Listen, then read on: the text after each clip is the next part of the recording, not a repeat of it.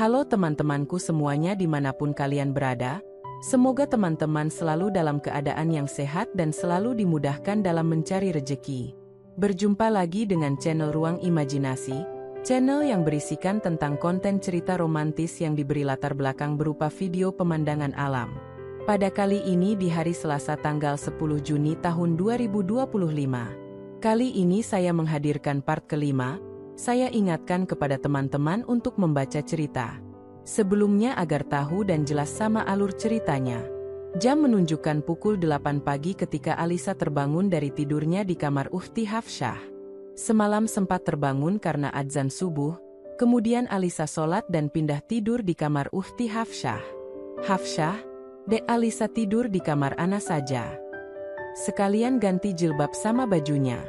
Alisa, oh iya kak? Alisa mau mandi dulu. Setelah selesai mandi, Alisa pun bersegera pulang ke rumahnya diantar oleh Ukhti Hafsyah. Sesampainya di rumah, Ukhti Hafsyah berpesan untuk jangan lupa ajak Hamdan untuk acara makrab nanti malam. Alisa pun berlalu menuju rumahnya. Ketika masuk, rumah terasa sepi. Alisa berpikir mungkin Umi sudah berangkat ke gerai karena sudah jam 8.30-an. Alisa yang masih lelah karena acara semalam segera menuju kamarnya di lantai 2. Sebelum sampai ke tangga, mata Alisa teralihkan oleh pintu kamar Uminya yang tidak dikunci. Penasaran dengan apa yang terjadi, Alisa pun memberanikan membuka pintu kamar Uminya. Alisa, Assalamualaikum. Hamdan. Waalaikumsalam. Sayangku udah pulang? Alisa, Yi. Mas Hamdan ternyata, kirain siapa? Pantesan aja pintu gak ditutup. Kirain maling tadi. Hamdan. Haha. Capek sih, jadi lupa nutup pintu. By the way kok jilbab sama gamisnya beda? Punya siapa? Alisa, punya Kak Hafsyah. Punya Alisa kotor nih. Hamdan, kok bisa kotor kenapa tuh? Katanya cuma musyawarah aja? Tanya Hamdan sambil menggoda Alisa. Alisa, Mas Hamdan sendiri ngapain bobo di sini? Semalaman sama siapa aja? Jawab Alisa dengan nada kesal. Hamdan, uluh. Sini-sini dulu cantikku Alisa. Rayu Hamdan yang agak bersalah melihat raut wajah Alisa yang nampak kesal. Meskipun cantik wajahnya yang tertutup cadar bandana hitam masih nampak dari matanya. Alisa pun menutup dan mengunci pintu. Kemudian dengan langkah cepat mendekat ke arah Hamdan. Alisa pun tidur di samping kanan Hamdan dengan posisi miring ke kanan sehingga punggungnya menghadap Hamdan. Sementara Hamdan miring ke kanan, tangan kanannya dijadikan bantal oleh Alisa. Kehidupan baru ini terasa seperti surga bagi Hamdan. Bisa mendapatkan ahwat secantik Alisa dan juga ibunya yang tergila-gila dengannya. Bahkan rekan dan teman keluarga ini pun begitu mudahnya Hamdan dapatkan. Ditambah lagi Hamdan tak perlu bayar uang kontrakan karena sudah dianggap anak sendiri bagi keluarga ini. Sekitar jam 11.45 Hamdan terbangun oleh suara adzan duhur. Melihat Alisa yang masih terlelap Hamdan pun membuka selimut yang ia pakai. Dalam benaknya Hamdan masih tidak percaya kalau dirinya yang notabene memiliki fisik biasa saja bahkan berkulit gelap bisa mendapatkan ahwat syari secantik ini. Terbesit ide untuk membangunkan Alisa. Maka Hamdan pun segera menuju ke arah harta karun Alisa. Setelah semua selesai Hamdan dan Alisa kembali tertidur karena rasa lelah. Jam menunjukkan pukul 15.15 ketika Hamdan terbangun karena dering HP Alisa. Ternyata Ukhti Hafsyah berkali-kali menelpon Alisa. Kaliurang dan rumah Alisa di daerah Pogung memang terpaut lumayan jauh. Apalagi ke rumah kontrakan yang akan digunakan untuk acara makrab. Alisa dan Hamdan pun bergegas mandi dan berangkat menuju makrab.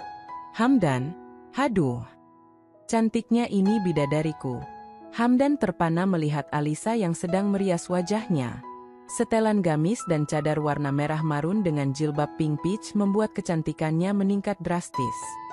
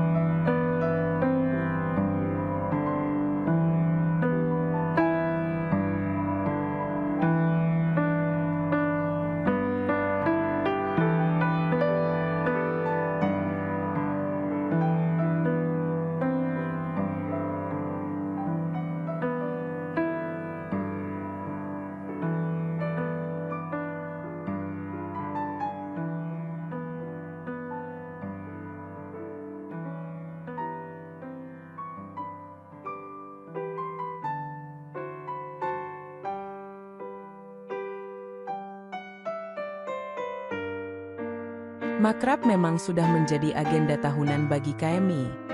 Merupakan acara yang dibuat dan dikemas sedemikian rupa sehingga nantinya diharapkan para kader aktivis dakwah kampus di KMI bisa semakin solid dan efisien dalam menjalankan proker-prokernya. Untuk lokasi makrab memang kebanyakan mengambil lokasi di tempat-tempat wisata supaya kader KMI lebih rileks dalam menerima materi.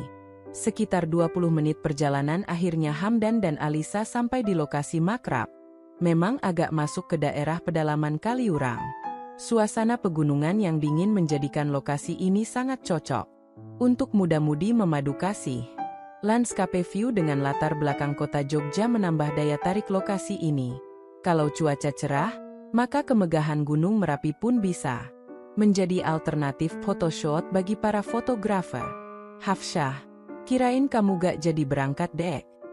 Tadi Ana telpon berkali-kali tapi gak ada jawaban.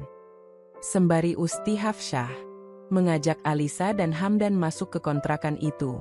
Di dalam sudah ada kurang lebih 7 ahwat dan 6 ikhwan termasuk Hamdan. Hamdan sendiri tak mengira kalau ada sejumlah ini personel KMI yang hadir. Amin, Oedan. Lah antum ikutan juga? Kirain antum orang introvert. Hamdan, lah. Antum juga ikutan Min? Alhamdulillah ada temen yang aneh kenal. Amin adalah teman Hamdan semasa masih SMA. Mereka begitu akrab bahkan ketika lulus pun mereka mentargetkan PTN yang sama di Jogja hanya saja jurusan mereka berbeda. Setelah resmi diterima di PTN ini, Hamdan dan Amin memang jarang kontak lagi, mungkin karena kesibukan masing-masing. Amin, sibuk apaan antum? Kok bisa berangkat? Sama Usti cantik gitu? Hamdan, ada deh. Kok tahu cantik dari mana? Pakai cadar gitu. Amin, kelihatanlah dari matanya.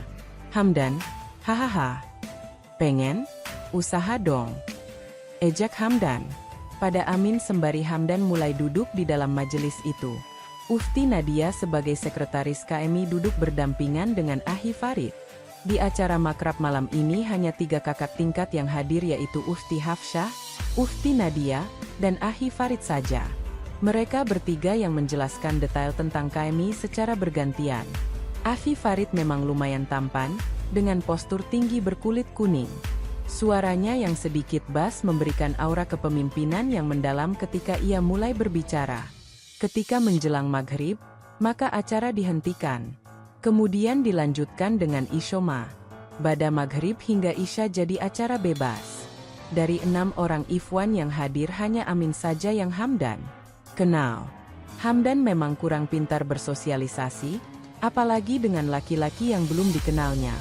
Hafsyah, alhamdulillah. Insya Allah sebentar lagi kita akan sholat berjamaah Isya. Untuk yang sudah batal, bisa memperbarui lagi wudhunya. Setelah sholat Isya selesai, maka Ufti Nadia mengarahkan agar semua yang hadir duduk bersama pasangan datang tadi.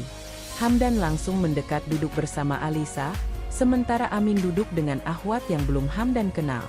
Ahwat tersebut memiliki tinggi sedang sekitar 160-an cm, dengan jilbab instan jumbo warna hijau toska pupus dan gamis. Panjang warna abu-abu muda. Kulitnya nampak putih bersih terlihat dari punggung tangannya, sementara wajahnya yang cantik tersirat dari matanya yang lentik nan jeli. Hampir semua ahwat yang hadir mengenakan masker kain, hanya Alisa, Ufti Nadia, dan seorang lagi yang bercadar. Nadia, alhamdulillah kita sudah sampai di penghujung acara, maka setelah ini akan ada acara, closing, yang bertujuan untuk melatih setiap aktivis KMI menjadi calon suami dan istri yang baik. Usti Nadia terus menjelaskan tentang pentingnya berumah tangga dengan baik, baik dari segi ukhrawi maupun duniawi.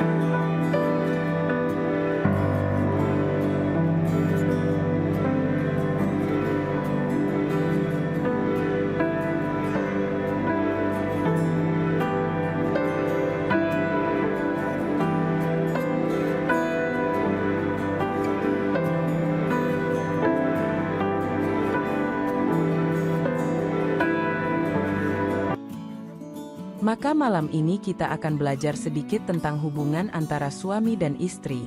Ufti Nadia menjelaskan semuanya tanpa malu padahal sebagian besar materi yang disampaikan masih terasa asing oleh beberapa akhwat ataupun ikhwan yang hadir.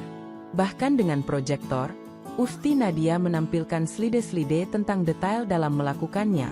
Meskipun tidak disertai gambar, namun cukup untuk setiap yang hadir membayangkan setiap hal yang disampaikan secara detail. Nampak kebanyakan akhwat yang hadir wajahnya memerah menahan malu, ada juga yang hanya tertunduk. Setelah beberapa lama penjelasan materi, beberapa akhwat nampak mulai gelisah. Alisa pun nafasnya mulai berat. Tangannya yang dari tadi tertata rapi di depannya, kini mulai ke arah Hamdan. Alisa, Mas. Kok Alisa jadi terpengaruh banget gini ya, A? Sembari Alisa menatap Hamdan dengan sayu. Hamdan. Mas juga ngerasa gitu nih. Hamdan sempat melihat beberapa akhwat secara diam-diam mulai sibuk sendiri dengan kesayangannya. Para ikhwan yang hadir pun mulai gelisah. Tiba-tiba di akhir presentasi, Ufti Nadia menampilkan sebuah video. Sontak saja hal itu membuat kaget seluruh kader yang hadir saat itu. Tapi anehnya tak ada satupun yang beranjak meninggalkan tempat ataupun mengajukan protes sebagai bentuk penolakan. Hampir semua yang hadir nampak tak bisa mengalihkan pandangan mereka dari setiap adegan yang ada di layar proyektor. Nampak, beberapa akhwat sudah tak mampu lagi menahan keinginan dan mulai bersandar di pundak ikhwan di sampingnya. Mereka secara terang-terangan mulai sibuk sendiri. Sementara para ikhwan pun seperti tak dapat menghindar dari keadaan dan mulai mempengaruhi akhwat pasangan mereka. Alisa sendiri sudah berpindah tempat dan duduk di pangkuan Hamdan. Sementara Ufti Hafsyah tengah sibuk dengan Ahi Farid di sofa yang berada di depan di samping layar proyektor. Ufti Nadia terlihat masih tegar melihat rekan-rekannya mulai saling sibuk satu sama lain. Ia masih terduduk santai sambil merekam setiap aksi rekan-rekannya. Namun Hamdan bisa melihat dari matanya bahwa Ufti Nadia pun telah terpengaruh dan membutuhkan perhatian. Hamdan dengan sengaja mengarahkan posisi duduknya mengarah ke Ufti Nadia. Baik teman-teman, mungkin cukup sampai di sini dulu untuk cuplikan cerita yang bisa saya berikan.